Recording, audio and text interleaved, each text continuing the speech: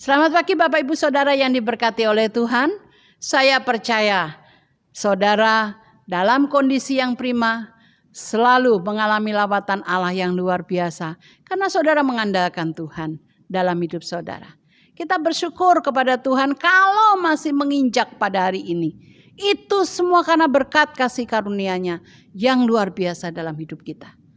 Karena itulah walaupun dari rumah kita masing-masing, tapi kita percaya Tuhan menerima penyembahan kita, pujian yang kita naikkan kepadanya. Kita serahkan ibadah ini ke dalam tangan Tuhan.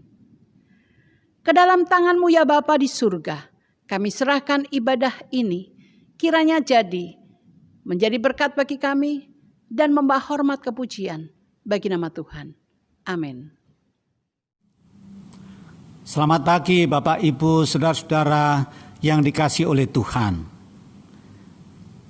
Esok hari kita akan memperingati hari ulang tahun kemerdekaan Republik Indonesia yang ke-75. Mari kita menyambutnya dengan penuh sukacita dan bersama-sama menyanyikan lagu kebangsaan kita Indonesia Raya. Kami persilahkan kita semua berdiri.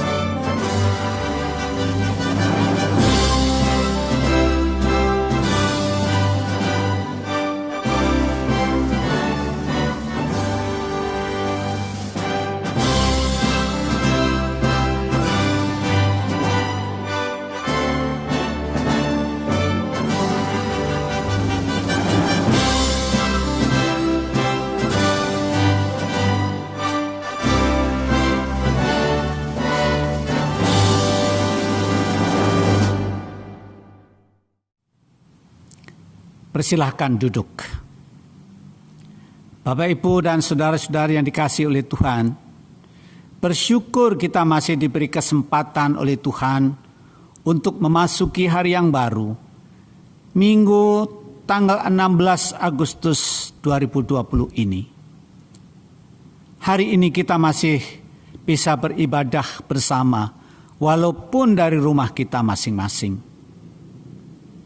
Minggu yang lalu kami sempat dikejutkan nulis sebuah berita yang mengatakan bahwa teman saya, juga teman istri saya, dipanggil oleh Tuhan setelah beberapa hari dirawat di rumah sakit Pertamina karena sakit. Dia adalah seorang dokter, orangnya periang, aktif, dan berteman baik dalam grup alumni Rumah Sakit William Booth Surabaya. Dia adalah juga seorang motivator di dalam grup ini. Ketika kami melihat foto sebelum jenazah almarhum dimasukkan ke dalam peti jenazah dan proses persiapan sampai dengan acara pemakaman yang tidak bisa dihadiri kerabat dan handai taulan, maka Bapak Komisioner Roy Frans, yang juga teman baik almarhum, serta suaminya, sempat mengatakan, kasihan ya, juga buat keluarganya. Bapak, Ibu, dan saudara-saudari yang dikasihi oleh Tuhan, Ternyata hidup ini begitu singkat. Kalau Tuhan menghendaki kita harus kembali, tidak ada yang bisa menahan, meski dokter yang terhebat sekalipun.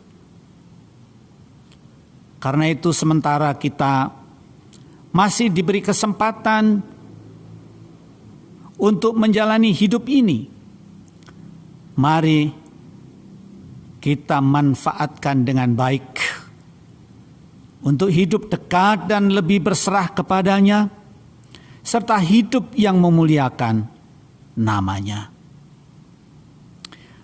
Mari kita melanjutkan ibadah ini dengan menyanyikan lagu pujian segala kemuliaan bagi Allah Rahman.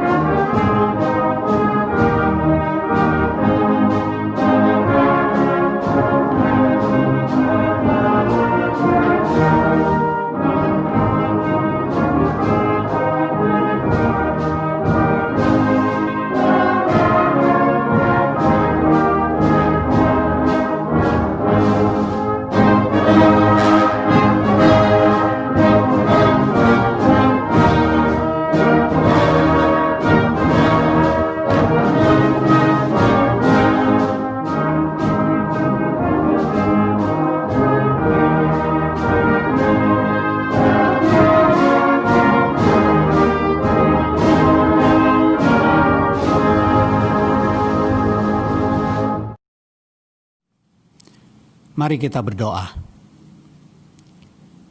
Tuhan Allah Bapa kami yang di surga, kami sungguh bersyukur dan berterima kasih untuk kesempatan yang Tuhan masih berikan kepada kami. Tuhan izinkan kami boleh memasuki hari yang baru, boleh menjalani kehidupan kami.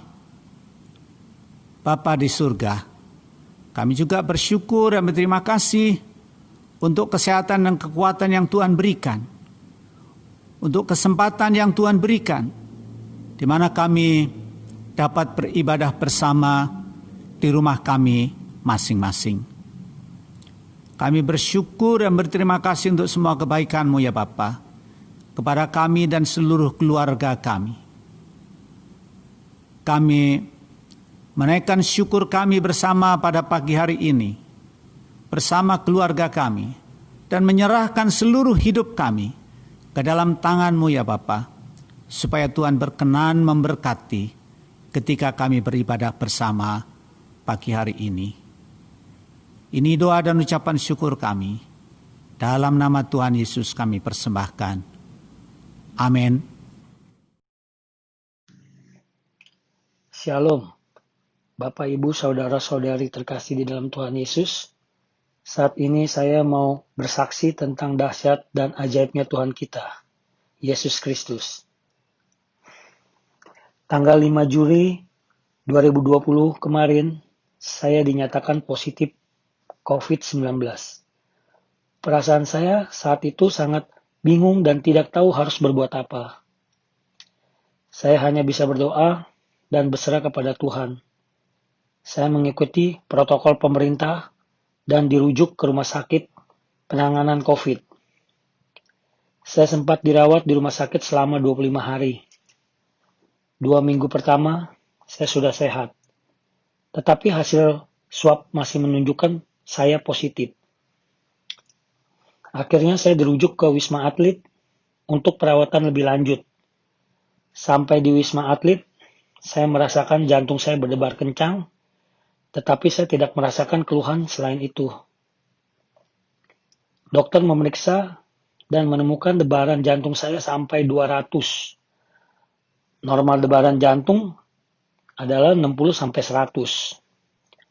Dokter langsung melakukan tindakan dan saya dirawat di ICU Wisma Atlet selama 2 hari. Setelah 2 hari, dokter di Wisma Atlet merujuk saya pindah ke rumah sakit lebih besar. Karena Wisma Atlet tidak memiliki alat yang memadai. Kembali saya hanya bisa berdoa dan berserah kepada Tuhan. Akhirnya saya dipindah ke rumah sakit lebih besar dan puji Tuhan. 1 minggu saya di sana, mujizat Tuhan terjadi. Jantung saya kembali normal dan hasil swab saya negatif 2 kali. Tanggal 30 Juli, saya dinyatakan sembuh dari COVID-19 dan saya diperbolehkan pulang dari rumah sakit. Tuhan Yesus baik. Seorang saudara seiman menguatkan saya. Ketika saya merasa sakit, ketika saya merasakan takutan, katakan Tuhan Yesus baik. Tuhan Yesus memberikan yang terbaik buat saya dan untuk kita semua. Terima kasih untuk Bapak dan Ibu Letkol, Bapak Edi, Bapak Tommy, dan seluruh keluarga besar Korps 2 Jakarta yang sudah mendukung dan mendoakan saya. Terima kasih sudah menjadi perpanjangan tangan Tuhan menguatkan kami. Tuhan Yesus akan mengembalikan curhat berkat dan sukacita kepada kita semua. Demikian kesaksian saya. Semoga menjadi kekuatan untuk kita semua. Tuhan Yesus memberkati. Saatnya kita membawa persembahan kita bersama dengan diri kita dan seluruh kehidupan kita untuk kita persembahkan bagi hormat dan kemuliaan nama Tuhan.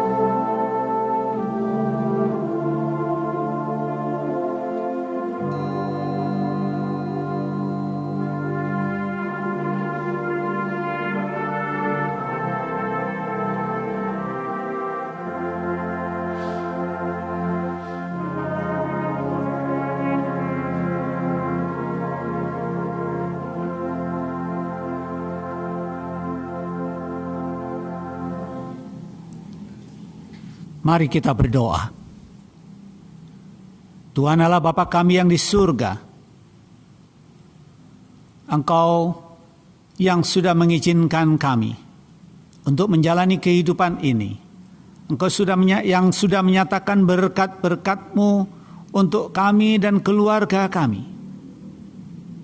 Engkau yang sudah mengaruniakan kepada kami kesehatan dan kekuatan. Juga melalui usaha dan pekerjaan kami, Engkau sudah memberkati sebagian dari apa yang Tuhan sudah limpahkan dalam hidup kami. Kami bawa dan kami persembahkan kepadamu, bersama dengan kehidupan pribadi kami masing-masing, supaya semua boleh membawa hormat serta kemuliaan bagi nama Tuhan. Dan persembahan kami akan berguna bagi pelayanan pekerjaan Tuhan. Bapa di surga, kami mengingat akan warga jemaat kami yang dalam keadaan sakit. Kami mengingat pula mereka yang dalam kelemahan tubuh karena usia lanjut. Kami mengingat juga bagi mereka yang mengalami kesulitan dalam pekerjaan, dalam usaha, dalam berbagai hal dalam kehidupan rumah tangga mereka. Bapa di surga, pagi ini kami mohon belas kasihan Tuhan, berkat-Mu kiranya Engkau limpahkan kepada mereka. Kami juga mengingat akan mereka yang di Pusdiklat, mereka yang mengalami sakit penyakit, hamba-hamba-Mu, Engkau berkatilah mereka semuanya. Kami juga mohon berkat-Mu untuk bangsa dan negara kami, yang esok hari memasuki ulang tahun yang ke-75. Bapa di surga, mohon kiranya Engkau berkati Bapak Presiden, Wakil Presiden, para Menteri Kabinet Indonesia Maju, dan juga ya Bapa, bagi seluruh rakyat Indonesia, kami mohon kiranya Engkau berkenan memberkati kami semua. Biarlah kami mensyukuri akan semua kebaikan Tuhan selama ini. Khusus kami berdoa bagi Bapak Gubernur Anies Baswedan dan Wakil Gubernur, serta bagi para pemimpin di daerah khusus Ibu Kota Jakarta ini. Mohon kiranya berkat-Mu juga akan Kau limpahkan kepada beliau semua. Biarlah kiranya warga Jakarta diberkati oleh Tuhan. Bapa di surga, saatnya kami hendak mendengarkan sabda Tuhan. Mohon kiranya Tuhan berkati hamba-Mu yang akan menyampaikan sabda-Mu.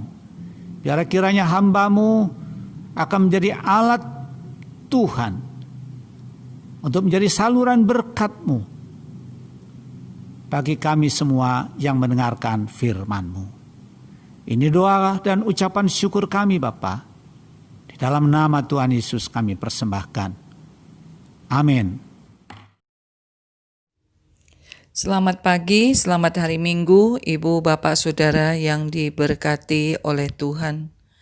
Adalah merupakan suatu kebahagiaan tersendiri buat kami, Mayor Bambang dan saya boleh menyapa saudara-saudara pada hari Minggu yang istimewa ini.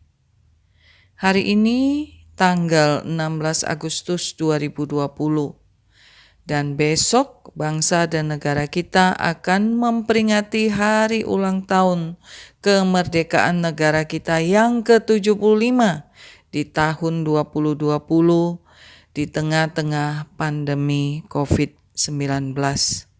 Adalah merupakan suatu acara yang sangat istimewa.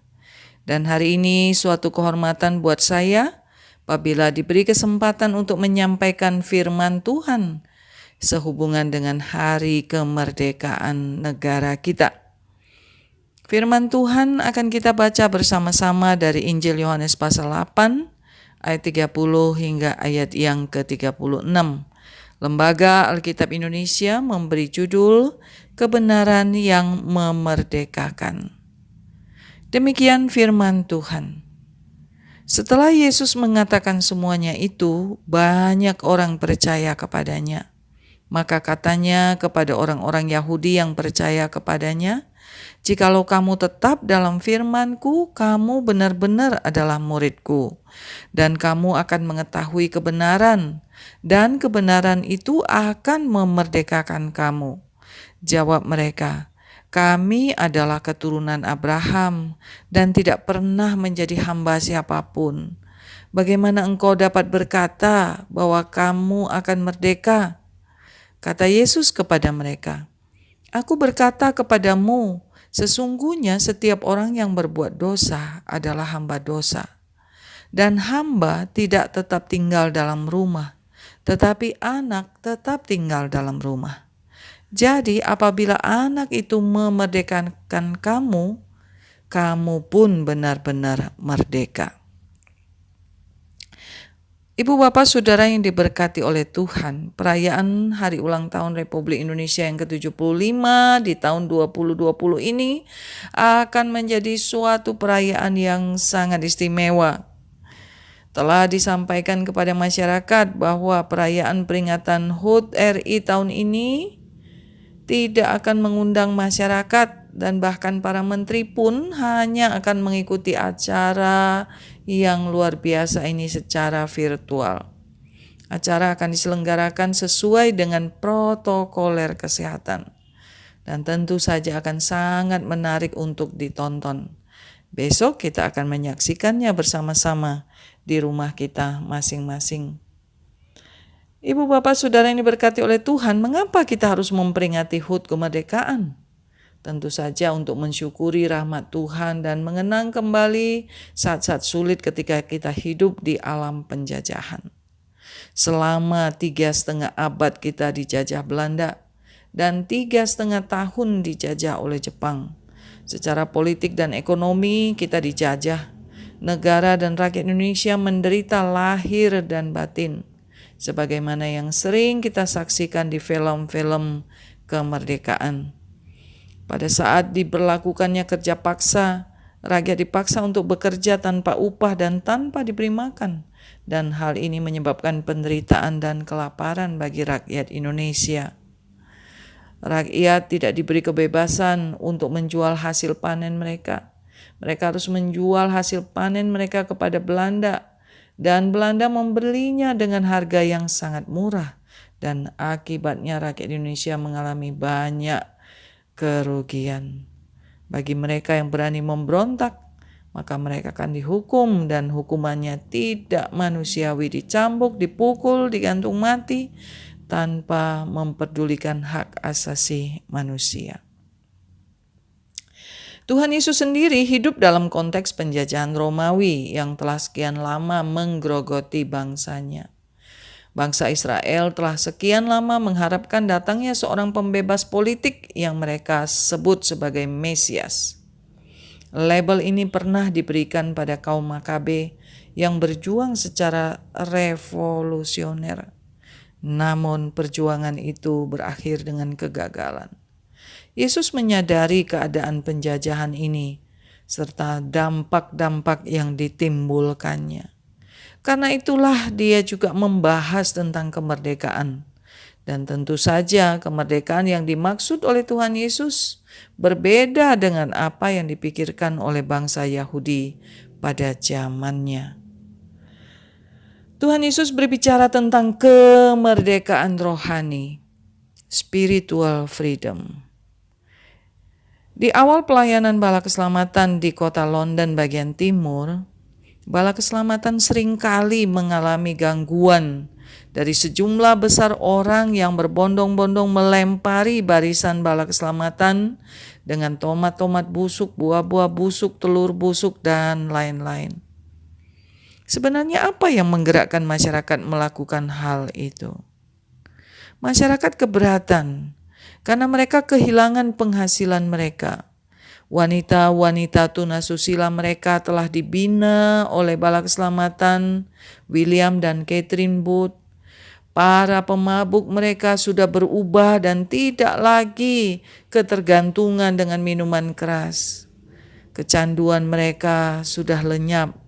Mereka tidak lagi terikat dengan kebiasaan-kebiasaan buruk mereka. Dan itu merugikan ekonomi masyarakat. Penjual minuman dan para mucikari yang mempekerjakan wanita tunasusila mengalami kerugian yang besar. Bapak Ibu Saudara diberkati oleh Tuhan, ternyata kemerdekaan rohani sangat mempengaruhi kehidupan di alam nyata di tengah-tengah masyarakat. Teks kita hari ini adalah bagian dari perdebatan Tuhan Yesus dengan para ahli Taurat. Pasal ke-8 dari Injil Yohanes ini mencatat, hari itu pagi-pagi sekali para pemimpin dan ahli Taurat menangkap seorang wanita tunasusila yang ditangkap basah sedang melakukan zina. Dan menurut hukum Taurat, wanita ini harus dirajam batu hingga mati. Tuhan Yesus memberi izin mereka untuk merajam wanita itu dengan syarat apabila ada di antara mereka yang tidak berbuat dosa, boleh melemparkan batu pertama. Dan lemparan batu pertama itu tidak pernah terjadi karena ternyata masing-masing mereka, orang-orang yang telah menangkap basah wanita itu, yang sedang berkumpul pada pagi itu bersama-sama dengan Tuhan Yesus, masing-masing mereka menyimpan dosa mereka, dosa-dosa favorit mereka. Pepatah mengatakan, tungau di seberang lautan kamu lihat, tetapi gajah di pelupuk mata kamu abaikan. Salah satu keahlian manusia adalah melihat kesalahan orang lain, tapi kesalahan diri sendiri disimpan dan dihapus perlahan-lahan. Bapak Ibu Saudara yang diberkati oleh Tuhan, salah satu penjajah rohani di zaman Tuhan Yesus adalah hukum Taurat. Para ahli Taurat berjalan keliling, mencari orang-orang yang melanggar hukum, menangkap mereka dan mencari keuntungan dari proses itu. Tetapi jika lembu atau sapi mereka jatuh ke dalam sumur, biarpun itu hari Sabat, mereka tetap mengangkatnya. Mudah sekali buat mereka untuk memaafkan diri mereka sendiri, tapi sulit sekali buat mereka untuk memaafkan orang lain. Berbeda dengan Tuhan Yesus, Ia membebaskan wanita pendosa itu dengan kawalan pesan, jangan berbuat dosa lagi. Pergilah dan jangan berbuat dosa lagi. Ia memberi kesempatan yang kedua, second chance. Dan saya sangat yakin bahwa wanita yang terancam hukum mati itu sungguh-sungguh bertobat dan mengucap syukur atas kesempatan kedua yang Tuhan Yesus berikan. Dan kita ketahui bersama banyak wanita-wanita tunasusila akhirnya menjadi penginjil seperti wanita Samaria. Seorang mentor saya mengatakan, amat bagus kalau kamu bisa menangkap orang dan menelanjangi perbuatan-perbuatannya. Tetapi yang paling bagus adalah apabila engkau dapat memakaikan dia kembali baju yang baru yang lebih bagus dari baju lamanya. Sambil kamu sendiri menjaga supaya bajumu tetap bersih dan indah.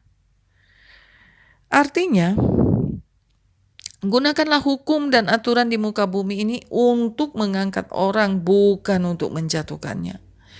Untuk membangkitkan orang dan bukan untuk menghancurkannya. Untuk menghibur dan bukan untuk menyusahkannya. Maka akan terjadi seperti yang pemazmur katakan. Aku mencintai firman-Mu. Firman-Mu seperti madu yang manis di langit-langit lidahku. Perintah jangan membunuh adalah untuk kita belajar mengampuni orang lain dan memelihara kesempatan hidup dan berubah dari cara-cara yang salah.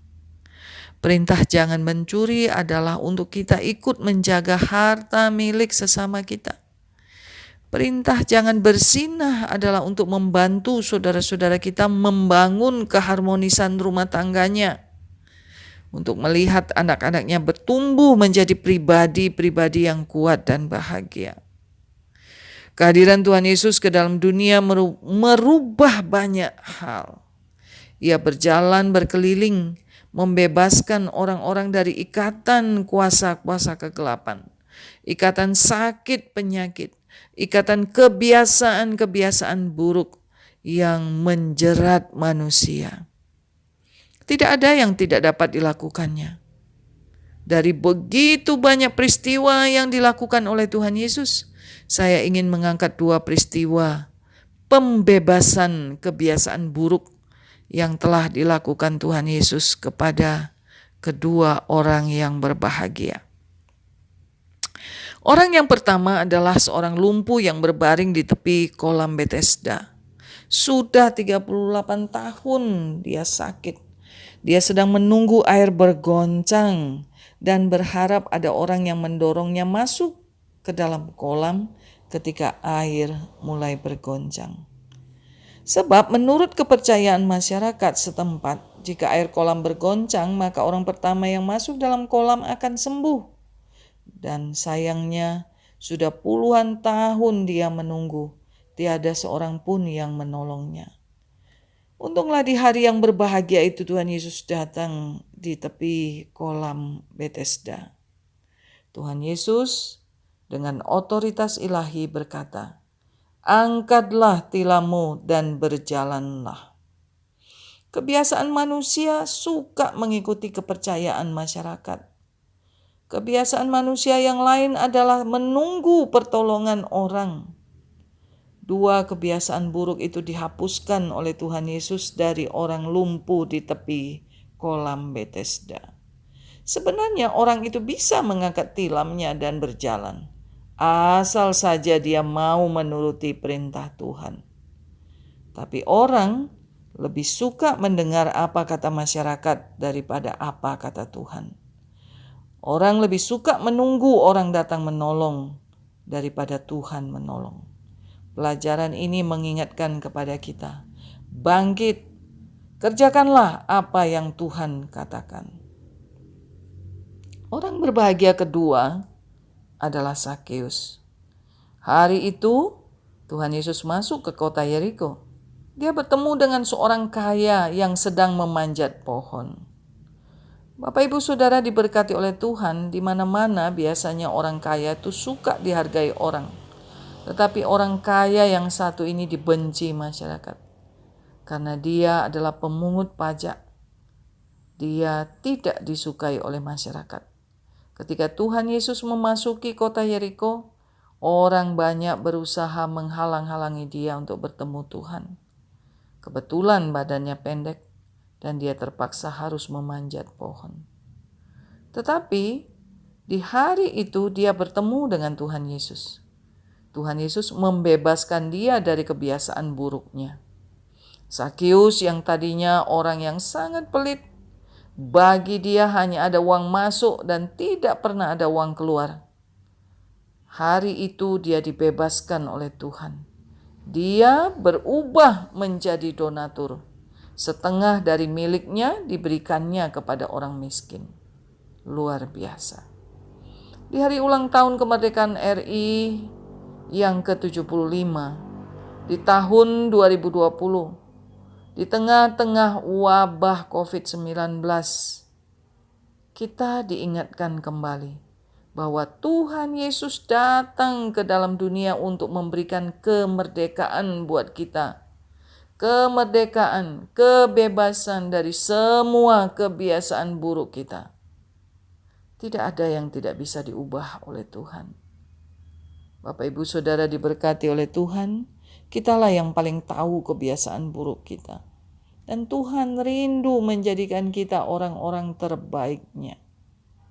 Mengakhiri firman Tuhan hari ini, mari kita mendengarkan satu pujian bahwa bagi Tuhan tidak ada yang mustahil.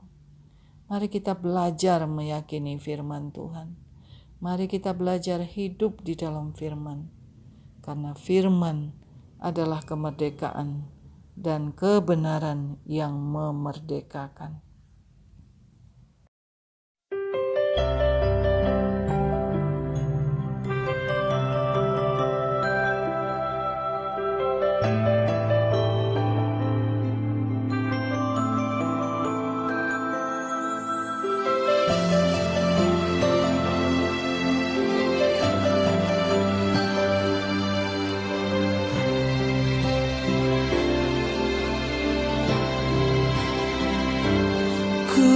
yakin saat kau berfirman,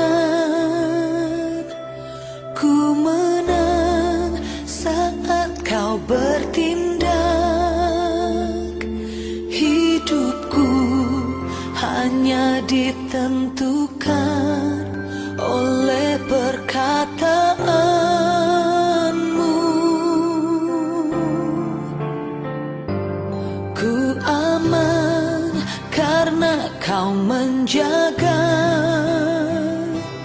Ku kuat karena kau menopang. Hidupku hanya ditentukan oleh kuasa-Mu. Bagi Tuhan tak ada yang mustahil. Bagi Tuhan tak ada yang tak mungkin. Mujizat-Nya disediakan bagiku. Ku diangkat dan dipulihkannya.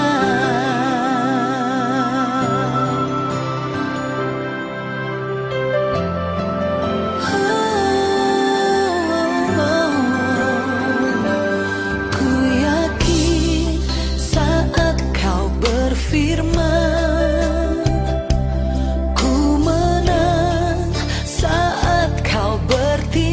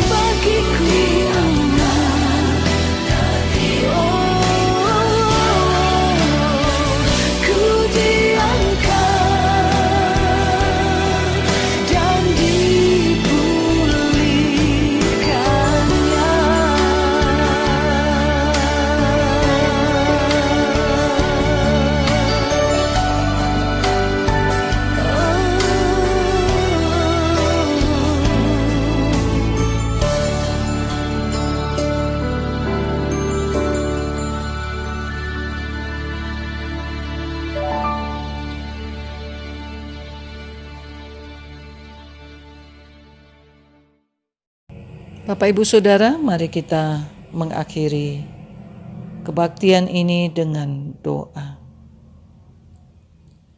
Bapa di surga, di hari yang berbahagia ini kami datang kepadamu. Kami hendak berterima kasih. 75 tahun Tuhan telah memberkati bangsa dan negara kami. Membebaskan kami dari penjajahan, memberikan kepada kami kesempatan untuk mengisi tahun-tahun kemerdekaan kami. Maka pada hari ini kami memohon pertolongan Tuhan buat bangsa negara kami yang saat-saat ini sedang menghadapi wabah COVID-19. Bapa, kami mohon hikmat-Mu agar Engkau sendiri memberikan kepada Presiden kami dan semua petugas-petugas pemerintahan kami, dari pusat hingga ke daerah, memberikan kepada mereka hikmat bijaksana untuk mengatur negeri ini, sehingga setiap masyarakat dapat menjaga diri dan menang atas segala virus-virus yang mengganggu kami. Kami berdoa untuk pimpinan Kantor Pusat Teritorial Bala Keselamatan di Bandung dengan semua rencana-rencana dan program yang juga hari-hari ini dihalangi oleh macam-macam kesulitan sehubungan dengan pandemi COVID-19. Kami mohon kasih karunia-Mu, kami mohon berkat-Mu supaya pemimpin-pemimpin kami dapat mengambil keputusan yang terbaik, mengatur pelayanan gereja kami semakin hari semakin baik dan semakin diberkati oleh Tuhan. Kami berdoa untuk opsir pemimpin kami, Bapak dan Ibu Kolonel Poa, yang Tuhan memberikan tanggung jawab boleh menjadi pimpinan di korps kami. Bapak, bukan merupakan kebetulan apabila kedua hamba Tuhan ini diizinkan untuk melayani sebagai hamba-Mu di Korps 2 Jakarta di tengah-tengah pandemi COVID-19. Tuhan berikan kepada kedua hamba-Mu berkat kekuatan dan kesehatan, hikmat dan kebijaksanaan untuk memimpin gereja kami, membawa jiwa-jiwa dekat kepada Tuhan dan membawa kami semua semakin baik, semakin indah di hadapan Tuhan dan sesama. Kami berdoa untuk para opsir setempat, para pengerja orang muda dan siapapun yang melayani di korps kami. Berkat-Mu atas mereka ya Bapa. Kami berdoa untuk semua jemaat Tuhan yang bergabung di Korps 2 Jakarta, baik yang muda maupun yang tua, bahkan mereka-mereka yang lanjut usia. Kami serahkan kepada Tuhan. Tuhan, berkat-Mu menolong orang-orang tua kami yang hari-hari ini sudah sulit berjalan oleh karena usia. Tuhan memberkati di pembaringan, di tempat mereka beristirahat, masing-masing dengan sukacita dan damai sejahtera dari Tuhan. Kami berdoa ya Bapa, buat semua program pelayanan di korps kami.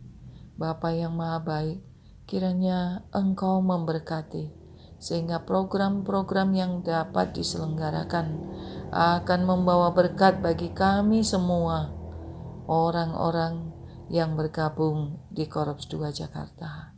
Kami berdoa untuk pelayanan sekolah.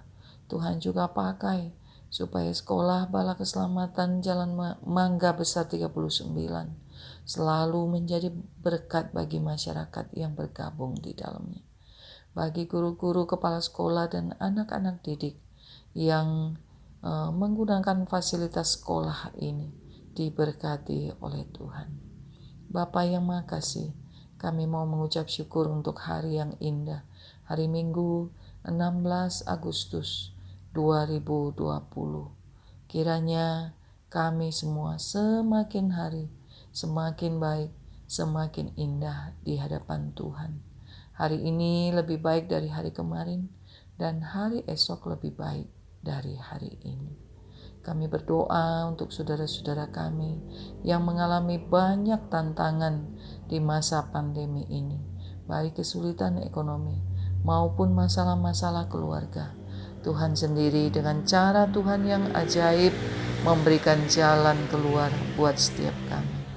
Inilah doa permohonan kami Bapa yang kami ajukan dalam nama Tuhan Yesus, Juru Selamat kami. Bapak Ibu Saudara, terimalah berkat dari Tuhan. Tuhan memberkati engkau dan melindungi engkau. Tuhan menyinari engkau dengan wajah-Nya dan memberi engkau kasih karunia. Tuhan menghadapkan wajah-Nya kepadamu dan memberi engkau damai sejahtera. Amin. Amin.